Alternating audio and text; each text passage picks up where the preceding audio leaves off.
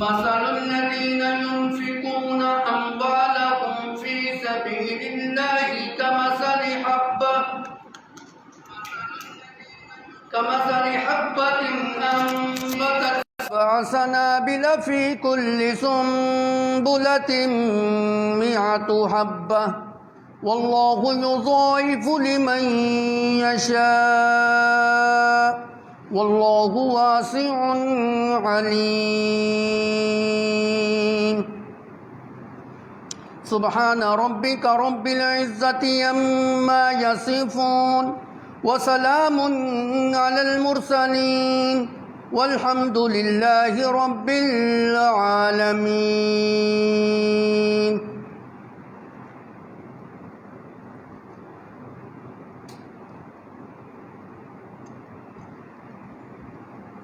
پچھلے جمعہ پہ میں نے یہ بات عرض کی تھی کہ جتنی بھی جاندار مخلوقیں ہیں، زمین کے اوپر رینگنے والے جتنے بھی کیڑے ہیں، سب کی روزی کا ذمہ اللہ رب العزت نے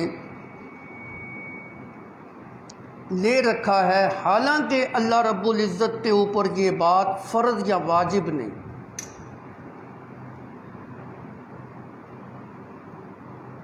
محض اپنی رحمت کا اظہار کرنے کے لیے اور اپنی مخلوق سے محبت کا اظہار کرنے کے لیے اللہ رب العزت نے روزی کی ذمہ داری لے رکھی۔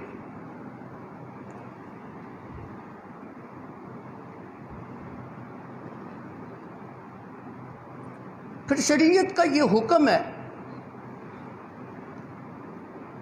کہ روزی کو تلاش کرنے کے لیے، رزق کو تلاش کرنے کے لیے ایک انسان حلال اسباب کو اختیار کرے، اپنے رزق کو حرام نہ بنائے۔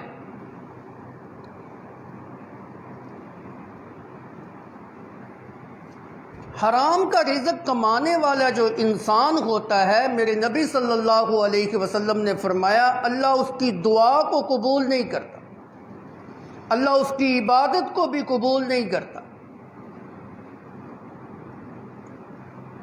اس لیے شریعت نے رزق حلال کمانے کا حکم دیا ہے اور زور دیا ہے۔ احادیث مبارکہ کے اندر پیارے پیغمبر صلی اللہ علیہ وسلم نے ان طریقوں کو بھی اختیار کرنے سے منع کیا ہے جس سے اس کی روزی مشکوک ہوتی ہے یا حرام ہوتی ہے۔ مثال کے طور پہ میں آپ کو ایک حدیث سنا دیتا ہوں جس کے اندر اللہ کے پیغمبر نے 5-6 چیزوں کا تذکرہ کیا، اور یہ حدیث صرف بخاری اور مسلم کی روایت نہیں ہے بلکہ سیاستہ کے تمام محدثین نے اپنی کتابوں کے اندر اس حدیث کو نقل کیا ہے۔ میرے نبی صلی اللہ علیہ وسلم نے فرمایا کوئی انسان اپنے بھائی کے بھاؤ کے اوپر باؤ نہ لگائے۔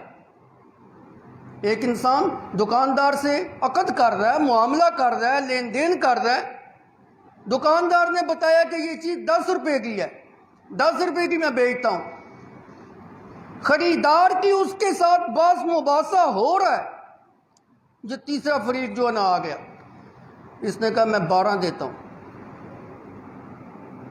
مقصد یہ ہے کہ یہ خریدنے والا جو ہے نا وہ نہ خریدے۔ ان کے معاملے کے اندر جو ہے نا اس نے لات مار دی ہے، اور اکثر معاشرے کے اندر ایسا ہوتا بھی ہے جی، کھینچا تانی، لوگ جو ہے نا ایک دوسرے کی کھینچا تانی کرتے ہیں، لوگ کسی کو خوش نہیں دیکھ سکتے، کسی کو جو ہے نا وہ اچھا بھلا اس کا کام چل رہا ہوتا ہے اس کی کھینچا تانی جو ہے نا وہ کرتے ہیں۔ مقصد یہ ہے کہ اس کو نقصان ہو۔ اب ظاہر بات ہے جب یہ 12 روپے دے گا دکاندار کی توجہ اس کی طرف ہوگی کہ اس کے اندر مجھے زیادہ نفع مل رہا ہے جی، ان دونوں کا معاملہ خراب ہوگا۔ اللہ کے پیغمبر نے ایسا کرنے سے منع کیا۔ کسی آدمی کے باؤ کے اوپر باؤ مت لگاؤ۔ ہاں، اللہ کی جانب سے اگر ان کا عقد اور معاملہ نہیں ہو سکا، تجارت پوری نہیں ہو سکی، وہ چلا گیا، پھر جو ہے نا یہ آئے اب دینا اس کو 12 روپے، پتہ چلے نفع دے رہا ہے، دکاندار کا فائدہ سوچ رہا ہے۔ میرے نبی صلی اللہ علیہ وسلم نے فرمایا دوسری کسی حدیث کی، جس بندے نے کسی گھر کے اندر نکاح کا پیغام بھیجا ہو، وہاں نکاح کا پیغام نہ لے کے جاؤ۔ چھوٹی چھوٹی باتیں ہیں لیکن دیکھیں نا کیسی حکمت کے اوپر مبنی باتیں۔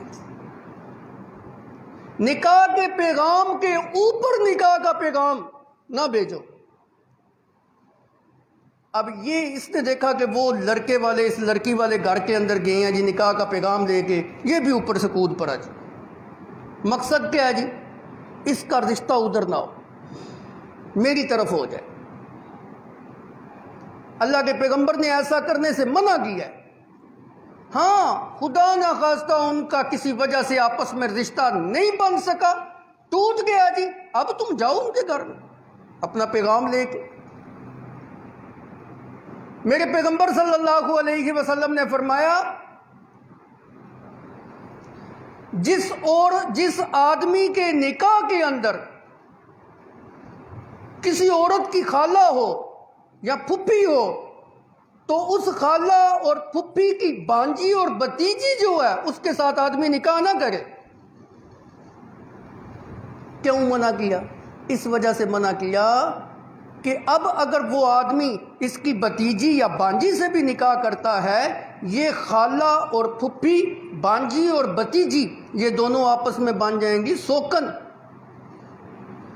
اور یہ تو ازل سے چلا آ رہا ہے کہ سوکنوں کی آپس میں جمتی نہیں، بنتی نہیں، ان میں اتفاق نہیں ہوتا۔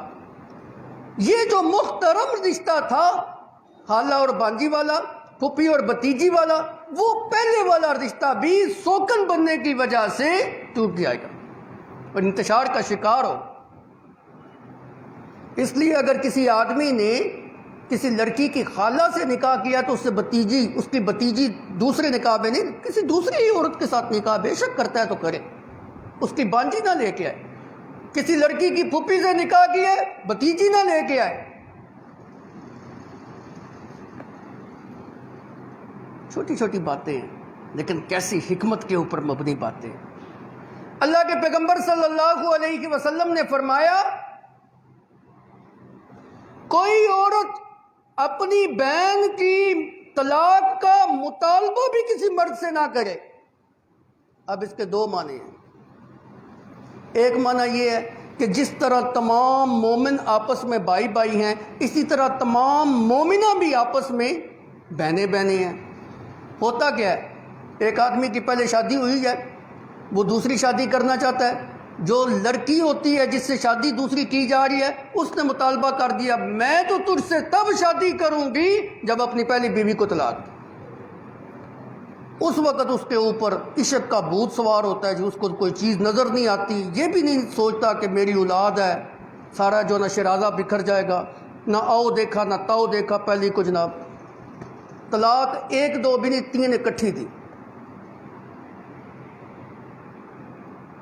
بعد میں جب اس نے بھی اس کے دوبر پہ لات ماری نا، پھر جو ہے نا عقل ٹھکانے آئی۔ ایک تو اس کا معنی یہ ہے، ایک اس کا معنی یہ ہے کہ سالی کے ساتھ نکاح نہیں ہو سکتا۔ اگر کوئی آدمی اپنی سالی کے ساتھ نکاح کرنا چاہتا ہے تو اس کا نکاح بیوی کی موجودگی میں نہیں ہو سکتا۔ تو معاشرے کے اندر بعض اوقات یہ بھی دیکھنے میں آتا ہے کہ سالی اپنی سگی بہن کے لیے اپنے بنوئی سے یہ مطالبہ کرتی ہے کہ اس کو طلاق دے، پھر میں تیرے ساتھ نکاح کروں۔ چھوٹی چھوٹی باتیں ہیں، کیسی حکمت کے اوپر مبنی باتیں۔ ساری حدیث کا خلاصہ بیان کرنے لگا۔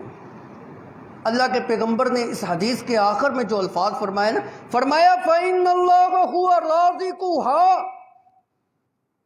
اللہ تمہیں بہتر رزق دینے والا ہے۔ ان معاملات کو، ایسے کردار کو، ایسی اسباب کو چھوڑ دو، نکال دو اپنی زندگی سے جس میں کسی دوسرے کا نقصان ہوتا ہو اور تمہاری ذات کا فائدہ ہوتا ہو۔ شریعت تمہیں نفع لینے سے منع نہیں کرتی، رزق کمانے سے منع نہیں کرتی، لیکن ایسا رزق جس کے اندر تم اپنے بھائی کا نقصان سوچو، اس کا نقصان کرو اور اپنا فائدہ سوچو، ایسا رزق حلال کا رزق نہیں۔ حلال طریقوں کو اپناؤ، حلال اسباب کو اختیار کر کے پھر رزق کماؤ، جتنا مرضی رزق کماؤ، کوئی تمہیں جو ہے نا روک ٹوک نہیں ہے، کوئی ممانعت نہیں ہے، لیکن دوسرے کا نقصان کر کے اپنا رزق کمانا، اپنے رزق میں اضافہ کرنا، اپنی آمدن بڑھانا، حرام کی کمائی، حرام کی کمائی سے بچو۔ مومن تو وہ ہوتا ہے جو اپنے لیے پسند کرتا ہے، وہ اپنے بھائی کے لیے بھی پسند کرتا ہے۔ جہاں پہ کھینچا تانی لگی ہوئی ہے، ہم ایک دوسرے کی ٹانگ جو ہے نا وہ کھینچنے پہ لگے ہوئے، یہ خوشحال کیوں ہے جی؟ یہ زیادہ کیوں کھاتا ہے جی؟ اس کو عزت کیوں ملی ہوئی ہے جی؟ بھائی آپ بھی مقام پیدا کریں، آپ بھی محنت کریں، آپ بھی کوشش کریں۔ اپنے بھائی کے لیے دل کے اندر حسد مت پیدا کیا کرو، خدا را۔ جس کو خوشحال دیکھو نا اس کو دعا دیا کرو، اپنے رب سے مانگا کرو، اللہ اس کے رزق میں اور اضافہ فرمائے، اے اللہ جس طرح اس کو دیا ہوا ہے ہمیں بھی دے۔ ہم کیا کرتے ہیں؟ ہمارے دلوں میں حسد اور بغض ہوتا ہے، یہ خوشحال کیوں ہے، اچھا کیوں پہنتا ہے، اچھا کیوں کھاتا ہے، اچھے مکان میں کیوں رہتا ہے، اللہ اس کی ساری نعمتیں اس سے چھین کے مجھے دے۔ یہ ہے حسد۔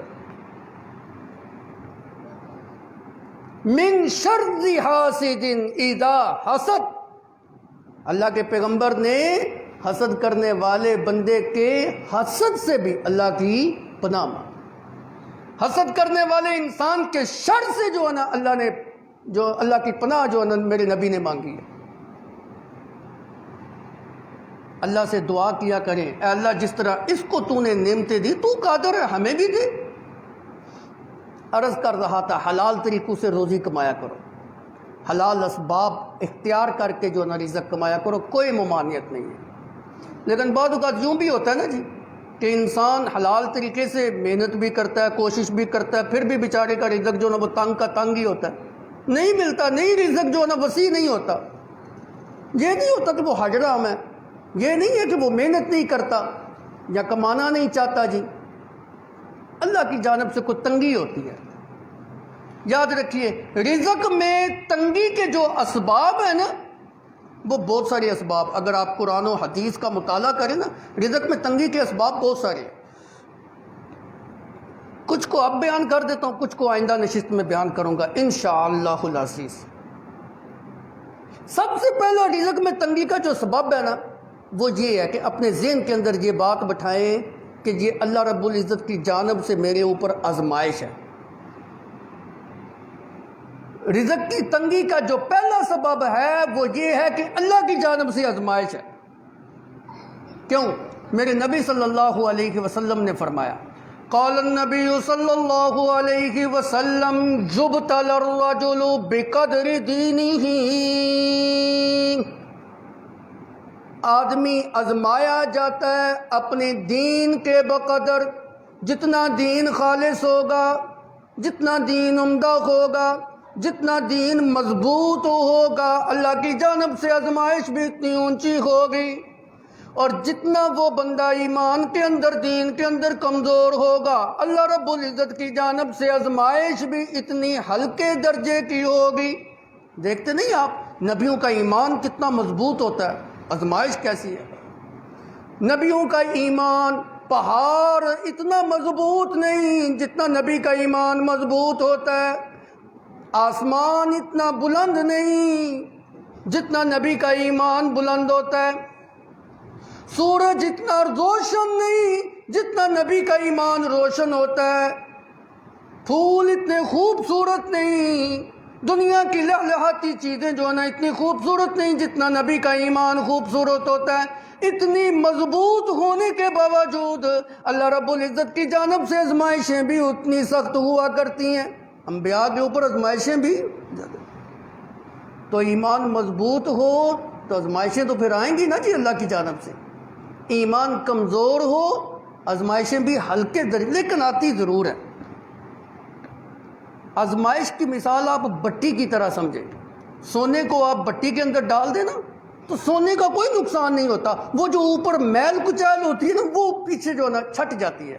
سونا اور خالص ہو کے جو اس کے اندر کھوٹ ہوتی ہے وہ الگ ہو جاتی ہے, خالص ہو کے وہ سامنے آتا ہے.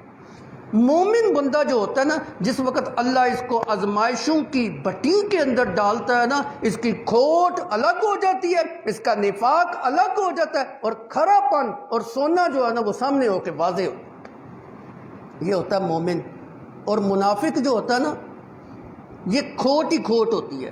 اس کو بٹی کے اندر, بٹی سے مراد مصائب, تکلیفیں, پریشانیاں, دکھ, جب اس کے اوپر دکھ آتی ہے نا تو اللہ کہتے ہیں وَمِنَ النَّاسِ مَن يَعْبُدُ اللَّهَ عَلَىٰ حَرْفٍ فَإِنْ أَصَابَهُ خَيْرٌ اطْمَأَنَّ بِهِ وَإِنْ أَصَابَتْهُ فِتْنَةٌ انقلب عَلَىٰ وَجْهِهِ خَسِرَ الدُّنْيَا وَالْآخِرَةَ. کمال غنیمت آئے, کوئی خوشحالی آئے, کوئی روپیہ پیسہ درم دینار ملے, پھر منافق جو ہوتا ہے نا وہ اسلام کے ساتھ ملا رہتا ہے. اور جس وقت سختی آئے, تکلیفیں آئیں, جنگوں کے اندر جناب جانا پڑے, نبی کا ساتھ دے کے غزوات کے اندر شریک ہونا پڑے, پھر کہنے نہیں ساڑھے کل نہیں ہوتا. پھر بہانے بنائیں گے, پھر عذر پیش کریں گے, گھر میں رہنے کے لیے رخصت جو ہے نا وہ مانگیں گے. یہ جو مصائب کی بٹی ہوتی ہے نا اس کے اندر اللہ رب العزت مومن کو اور کھڑا کرتے. یبتلی الرجل بقدر دینہ ونبلوکم بالشر والخیر فتنہ. ہم تمہیں شر دے کے بھی آزمائیں گے, ہم تمہیں خیر دے کے بھی آزمائیں گے, ہم تمہیں دولت دے کے بھی آزمائیں گے, ہم تم سے دولت چھین کے بھی آزمائیں گے, ہم تمہیں صحت اور قوت دے کے بھی آزمائیں گے, ہم تمہیں بیماریوں کے اندر مبتلا کر کے بھی آزمائیں گے, ہم دنیا کی نعمتیں دے کے بھی آزمائیں گے, ہم دنیا کی نعمتیں چھین کے بھی آزمائیں گے, ہم حکومت دے کے بھی جو ہے نا آزمائیں گے, ہم فقیر بن کے بھی آزمائیں گے, تمہیں غربت کے اندر جو ہے نا مبتلا کر کے بھی آزمائیں گے, دنیا کی فراوانیاں اور نعمتیں دے کے بھی آزمائیں گے, سکھ دے کے بھی آزمائیں گے, دکھ دے کے بھی آزمائیں گے, آسائش دے کے بھی آزمائیں گے, پریشانیاں دے کے بھی آزمائیں گے. نبلوکم بالشر والخیر فتنہ. خیر اور شر کا فتنے کے اندر تمہیں مبتلا کر کے اللہ تمہاری آزمائش کرتا ہے. یہ جو دولت مند ہے نا جن کے پاس بغیر حساب کتاب دولتوں کے ڈھیر لگے ہوئے, پتہ ہی نہیں جی کتنی دولت ہے. ہم تمنا کرتے ہیں ہائے کاش ہمارے پاس بھی اتنی دولت ہوتی. یہ تمنا نہ کیا کرو. انسان ہے نا, بشر ہے, کمزور ہے, دل میں خیال پیدا میرے کو بھی سونی گڈی ہوندی, سونا مکان ہوندا نہ. یہ جو امیر طبقہ, دولت مند طبقہ ہوتا ہے نا, خدا کی قسم اللہ کی بہت بڑی آزمائش. اور یہ بھی اللہ سے دعا کیا کرو اے اللہ فقر کے فتنے سے بھی محفوظ رکھ. یہ مطلب یہ بھی نہیں کہ کئی جنا بھوک دے لالے ہی پی جاؤں میں فقیر بن جاؤں. وہ نبی کا خاصہ ہے جس نے یہ کہا تھا الفقر فخری. یہ جڑا فقر ہے نا, محتاجی ہے تو میرا ناز ہے, یہ نبی کا خاصہ ہوتا ہے.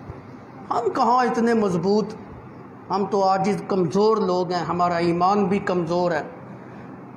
بس اتنی دعا کیا کرے اللہ اتنا دے دے کہ نظام جو ہے نا وہ چلتا رہے, کسی کی محتاجی نہ ہو, کسی کے آگے ہاتھ پھیلانے کی نوبت نہ آئے. اے اللہ تا حیات مرتے دم تک اپنا ہی محتاج رکھنا, وگرنہ لوگ تو ہماری ٹانگیں کھینچ رہے ہیں. لوگ اگر لوگوں کے ہاتھ میں ہمارا رزق ہوتا نا, وہ جو توے کے اوپر روٹی پکتی ہے زیادہ پک جائے تو وہ بعض اوقات جو نا جل جاتی ہے, سیاہ ہو جاتی ہے, یہ تو ہمیں وہ بھی کھانے کے لیے نہ دیں. یہ اللہ کا حصہ ہے جس نے اعلان کیا ہوا ہے وَمَا مِن دَابَّةٍ فِي الْأَرْضِ إِلَّا عَلَى اللَّهِ رِزْقُهَا. سب کو دیتا ہے. ان لوگوں کے ہاتھ میں ہمارا رزق ہوتا تو پتہ نہیں کیا ہوتا, ہم تو بھوکے ہی مر جاتے. بہرحال آزمائش جو ہے نا اللہ کی جانب سے ہے، پھر اس کی آزمائش کے طریقے بھی مختلف ہیں۔ تنگی رزق کا پہلا سبب آزمائش ہے۔ وَلَنَبْلُوَنَّكُمْ بِشَيْءٍ مِّنَ الْخَوْفِ وَالْجُوعِ وَنَقْصٍ مِّنَ الْأَمْوَالِ وَالْأَنفُسِ وَالثَّمَرَاتِ، ہم تمہاری آزمائش کریں گے۔ کبھی خوف کو تمہارے اوپر مسلط کر کے تمہاری آزمائش جو ہے نا وہ کی جائے۔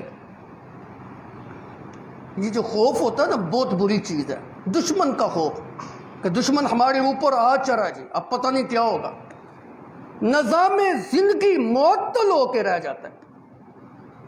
آپ کبھی دیکھیں نا جنگ کے جو حالات ہوتے ہیں کیسے سخت حالات ہوتے ہیں، سائرن بج رہے ہیں، افراتفری ہے، گورنمنٹ نے اعلان کر دیا جی جو بارڈر کے قریب گاؤں ہے خالی کر دو، پیچھے ہو جاؤ۔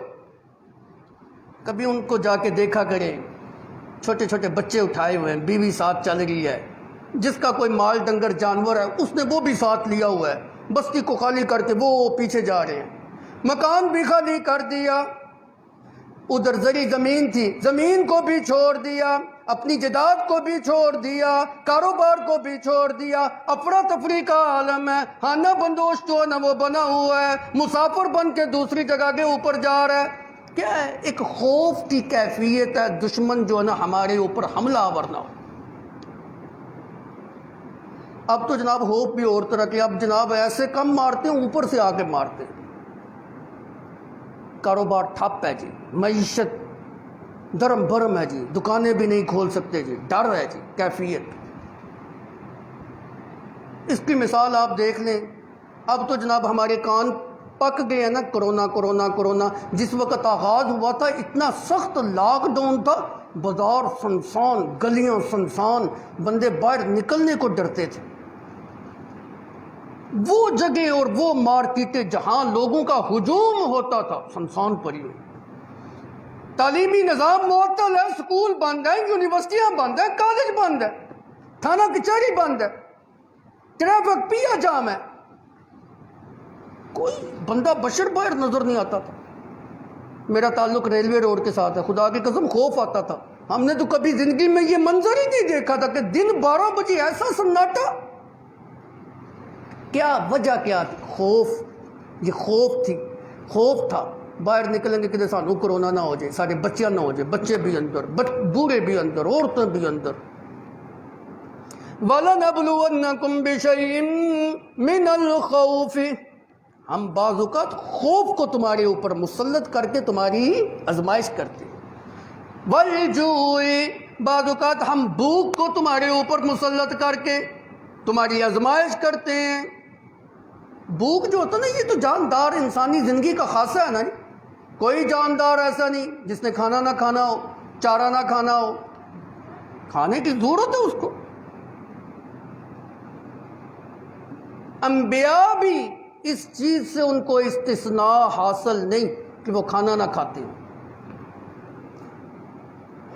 ما جعلناہم جسدا لا یاکلون الطعام، ہم نے کوئی انسان ایسا پیدا ہی نہیں کیا، انبیاء میں سے کوئی نبی ایسا پیدا نہیں کیا، رسولوں میں سے کوئی رسول ایسا پیدا نہیں کیا، پیغمبروں میں سے کوئی پیغمبر ایسا پیدا نہیں کیا، لا یاکلون الطعام، جو کھانا نہ کھاتا ہو۔ یہ تو انسان کی ضرورت ہے، یہ خصوصیت تو صرف اللہ رب العزت کی ہے۔ عابد اور معبود کے درمیان فرق ہی یہ ہے کہ عابد جو ہے ہم لوگ، ہم کھانا کھاتے ہیں، اس کے بغیر ہماری زندگی چل نہیں سکتی، اور معبود جو ہوتا ہے اس کو کھانے کی ضرورت نہیں ہوتی۔ عابد اور معبود کے درمیان یہی تو فرق ہے کہ عابد جو ہوتا ہے وہ کھانا کھاتا ہے، اور معبود جو ہوتا ہے وہ کھانا صرف اور صرف کھلاتا ہے، کھاتا نہیں ہے۔ یہی تو فرق ہے۔ اللہ کہتے ہیں ہم بعض اوقات بھوک کے اندر مبتلا کر کے تمہاری آزمائش کرتے ہیں۔ وَلَنَبْلُوَنَّكُمْ بِشَيْءٍ مِّنَ الْخَوْفِ وَالْجُوعِ وَنَقْصٍ مِّنَ الْأَمْوَالِ وَالْأَنفُسِ وَالثَّمَرَاتِ۔ بعض اوقات ہم تمہاری تجارت کے اندر نقصان کر کے، تمہارے پھلوں کے اندر کمیاں کر کے، تمہاری فصلوں کا نقصان کر کے، تمہارے کھیتوں کا نقصان کر کے، تمہارے جانوروں کا نقصان کر کے، تمہاری جانوروں کو موت دے کے، تمہاری فصلوں کو جلا کے، پکی پکائی فصلوں کو جلا کے راکھ کر کے، طوفان بھیج کے راکھ کر کے، ان کو ملیا میٹ کر کے، ہم بعض اوقات تمہاری یوں بھی آزمائش کرتے ہیں، اور بعض اوقات ہماری آزمائش کا طریقہ کار یہ ہوتا ہے اموات، ہم جانوں کا نقصان دے کر، اموات دے کے، تمہارے پیاروں کو چھین کر تمہیں آزمائش کے اندر۔ بہرحال یہ تو اللہ کی جانب سے آزمائش تھی۔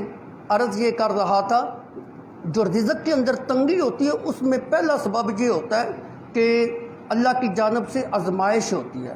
بعض اوقات انسان بڑے ہاتھ پیر مارتا ہے، محنت کرتا ہے جناب، صبح سے لے کے شام تک محنت کر کر کے تھکا ہوا ہے، رات دن اس نے ایک کیا ہوا ہے، خون پسینہ ایک کیا ہوا ہے، پھر بھی ہاتھ ککھ نہیں آتا۔ مشکل نال گزر بسری ہوتی ہے، گزارا ہی ہے، اللہ ہے نا، جس کو چاہے جتنا رزق جو ہے نا وہ دے دے، دینے پہ قادر ہے۔ اللہ اکبر۔ دوسرا سبب رزق کی تنگی کا دوسرا سبب بخل۔ انسان جس وقت بخل کرتا ہے نا اس کا مال اور کم ہوتا ہے، رزق میں تنگی آتی ہے۔ انسان بخل کیوں کرتا ہے؟ اگر خرچ کروں گا مال کم ہو جائے گا۔ شیطان انسان کے دل کے اندر یہ وسوسہ ڈالتا ہے، الشیطان یعدکم الفقر ویأمرکم بالفحشاء۔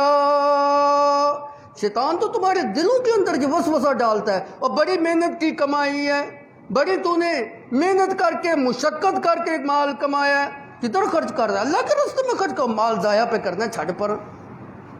کوئی بندہ حج کرنے کے لیے جا رہا ہو نا، وہ اتنی کثیر رقم جو ہے نا حج پہ لگتی ہے، بندے کے ذہن میں 100 وسوسے شیطان ڈالتا ہے، لاکھوں روپے تیرے خرچ ہو جائیں گے۔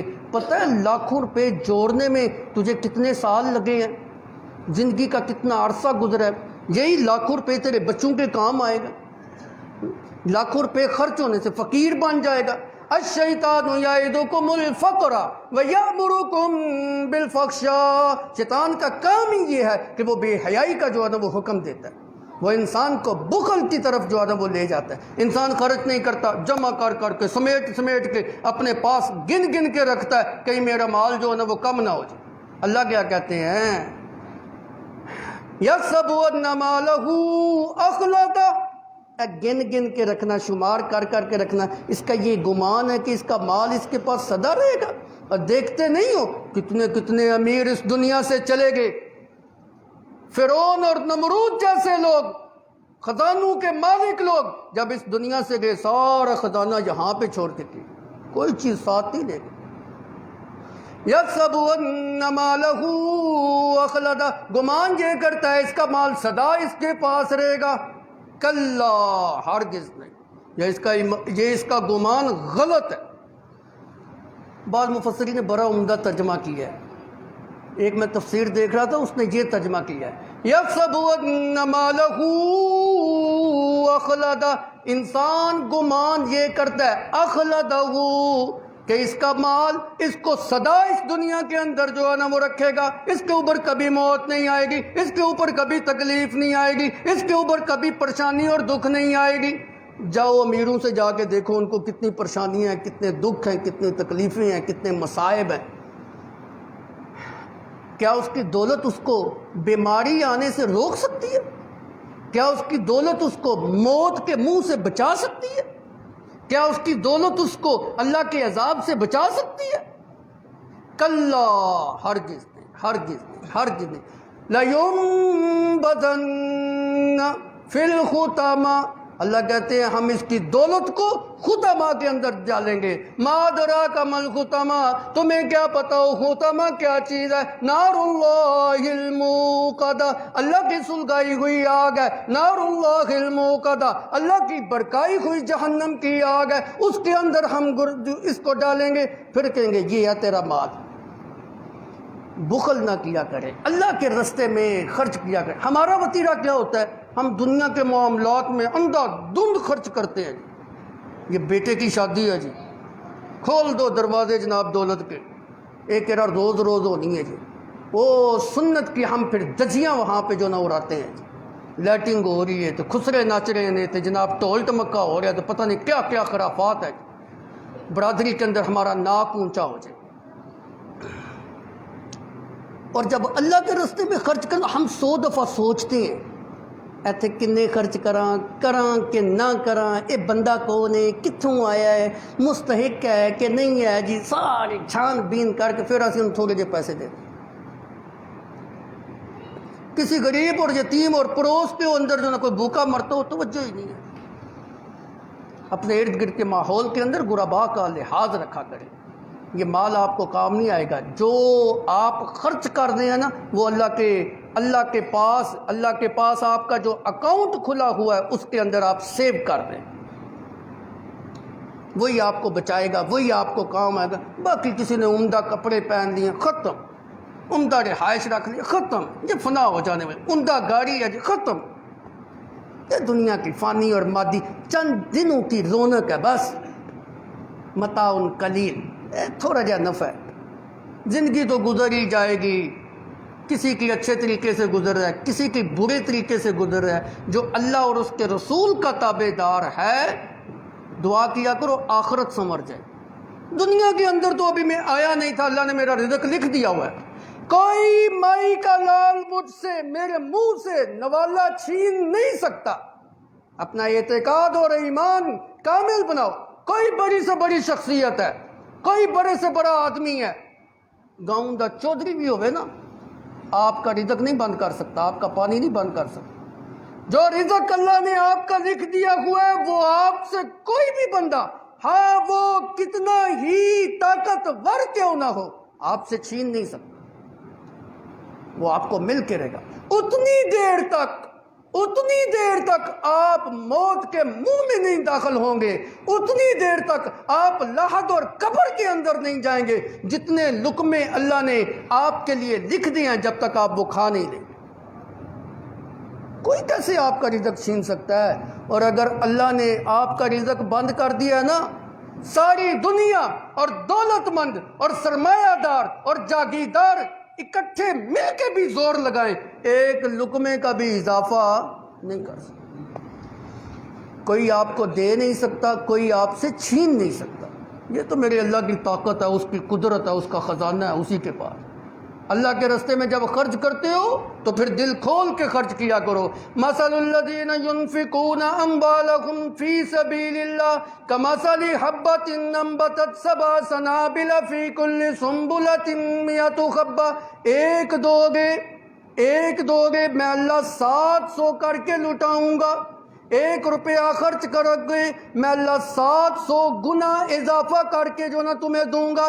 دیکھتے نہیں ہو کسان جب زمین کے اندر بیج ڈالتا ہے، ایک بیج ڈالتا ہے، اس ایک بیج سے 1 کومپل نکلتی ہے، اس 1 کومپل کے اوپر 7 بالیاں نکلتی ہیں، ہر بالی کے اندر 100 دانہ ڈالنے والی ذات کون سی ہے؟ کسان نے تو 1 بیج ڈالا ہے، 1 بیج سے 700 دانے دینے والی ذات کون سی ہے؟ اللہ ہے نا۔ اسی اللہ نے بس یہ وعدہ کیا ہوا ہے، 1 روپیہ خرچ کرو گے میں اللہ جو ہے نا 700 گنا اضافہ کر کے کل قیامت کے دن دوں گا۔ اور صرف قیامت کے دن نہیں، خدا کی قسم اللہ اس دنیا کے اندر بھی دیتا ہے، اس دنیا کے اندر بھی دیتا ہے۔ یہ تو میرا ایک ذاتی تجربہ ہے، میں کسی کی بات نہیں کرتا۔ آپ خرچ کریں، آپ دیکھیں آپ خرچ کریں گے اللہ اور اضافہ کرے گا، اور اضافہ کرے گا، اور اضافہ۔ تو کٹ کے رکھو دے نا۔ بخل جو ہوتا ہے نا، بخل یہ رزق میں تنگی کا سبب ہے۔ اللہ کے راستے میں کھلے طریقے سے خرچ کیا کرو۔ میرے نبی صلی اللہ علیہ وسلم کا فرمان، بخاری اور مسلم کی روایت، آپ صلی اللہ علیہ وسلم نے فرمایا کوئی دن ایسا نہیں جس صبح کے وقت ہر روز آسمان سے 2 فرشتے نہ اترتے ہوں اور دونوں فرشتے جو ہے نا 2 بندوں کے لیے بڑی دعا کرتے ہیں۔ یقول احدکما اللہم آت منفقا خلفا ویقول الآخر اللہم آت ممسکا خلفا ممسکا تلفا۔ ان میں سے ایک فرشتہ وہ ہے جو خرچ کرنے والے انسان کے متعلق اللہ کے حضور یہ دعا کرتا ہے، اے اللہ خرچ کرنے والے کو اور دے، اس کے رزق میں اضافہ فرما، اس کے رزق کے اندر برکت عطا فرما، اور دے اور دے۔ دوسرا فرشتہ بھی دعا کرتا ہے، اے اللہ جو بخل کا مظاہرہ کرتا ہے، تیرے راستے کے اندر خرچ نہیں کرتا، سمیٹ سمیٹ کے رکھتا ہے، اے اللہ اس کے رزق کو تلف کر دے، ہلاک کر دے، برباد کر دے۔ یہ کون دعا پہ کرتا ہے؟ وہ دو فرشتے اترنے والے جو ہے نا وہ دعا۔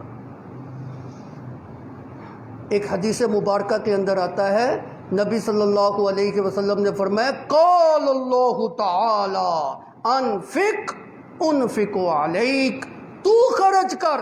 اللہ رب العزت کہتے ہیں، حدیث قدسی اللہ رب العزت کہتے ہیں تو خرچ کر، اے انسان تو غریبوں پہ، یتیموں پہ، مسکینوں پہ خرچ کر، انفق علیک، میں اللہ تیرے اوپر خرچ کرتا ہوں۔ سخی آدمی اس کے رزق میں اضافہ ہی اضافہ، برکتیں ہی برکتیں، اور بخیل آدمی اس کے رزق کے اندر تنگی ہی تنگی، تنگی ہی تنگی۔ میرے نبی صلی اللہ علیہ وسلم نے فرمایا بخیل انسان اللہ سے بھی دور ہے، جنت سے بھی دور ہے، لوگوں سے بھی دور ہے، ہاں جہنم کے بالکل قریب ہے۔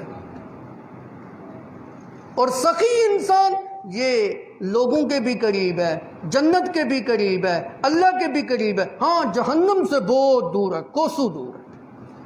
تو عرض کر رہا تھا ہمارے رزق کے اندر جو تنگی ہوتی ہے نا، اس کے بہت سارے اسباب ہیں۔ ایک سبب یہ ہے کہ اللہ کی جانب سے یہ آزمائش ہوتی ہے، اس کا ہم مقابلہ نہیں کر سکتے، اس کا بس ایک ہی حل ہے، اللہ کے ہاں خشوع اور خضوع اور اخلاص کے ساتھ دعا کریں، اے اللہ ہم کمزور لوگ ہیں، ہم عاجز مخلوق ہیں، ہم تیرے کمزور بندے ہیں، ہمیں ایسی آزمائش کے اندر نہ ڈال کہ ہم اس کا مقابلہ نہ کر سکیں۔ تیرے سامنے ہم کسی چیز کا مقابلہ نہیں کر سکتے، تیری آئے ہوئے عذاب اور آفت کا ہم اس کو جھیلنے کی طاقت ہمارے اندر نہیں، ہمارے اوپر رحم فرما دے اور اس آزمائش سے ہمیں جو ہے نا وہ نکال دے۔ اور دوسرا رزق میں تنگی کا سبب بخل ہے، بخل کو چھوڑ دیجئے، اللہ آپ کے رزق کے اندر جو ہے نا اضافہ فرمائے گا۔ اور بھی بہت ساری چیزیں ہیں رزق میں تنگی کے اسباب، انشاءاللہ العزیز آئندہ نشست میں عرض کروں گا۔ وآخر دعوانا الحمدللہ رب العالمین۔